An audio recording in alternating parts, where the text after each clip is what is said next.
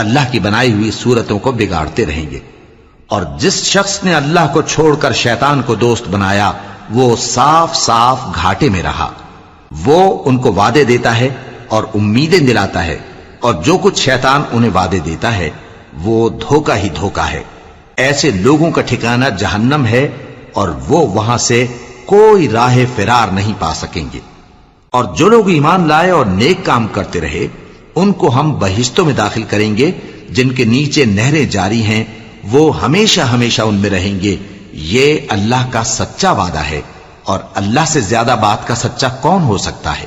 مسلمانوں، نجات نہ تو تمہاری آرزوؤں پر ہے اور نہ اہل کتاب کی آرزوؤں پر۔ جو شخص برائی کرے گا اسے اسی طرح کا بدلہ دیا جائے گا، اور وہ اللہ کے سوا نہ کسی کو حمایتی پائے گا اور نہ مددگار۔ اور جو نیک کام کرے گا، مرد ہو یا عورت، جبکہ وہ صاحب ایمان بھی ہو، تو ایسے لوگ بہشت میں داخل ہوں گے، اور ان کی تل برابر بھی حق تلفی نہ کی جائے گی۔ اور اس شخص سے اچھا کس کا دین ہو سکتا ہے جس نے اللہ کے آگے سر جھکا دیا اور وہ نیکوکار بھی ہے۔ اور ابراہیم کے دین کا پیرو ہے جو یکسو یعنی ایک اللہ کے ہو رہے تھے، اور اللہ نے ابراہیم کو اپنا دوست بنایا تھا۔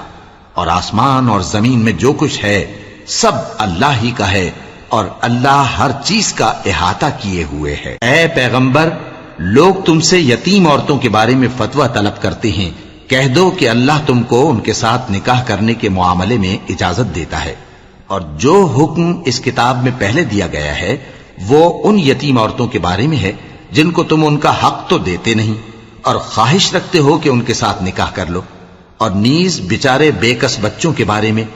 اور یہ بھی حکم دیتا ہے کہ یتیموں کے بارے میں انصاف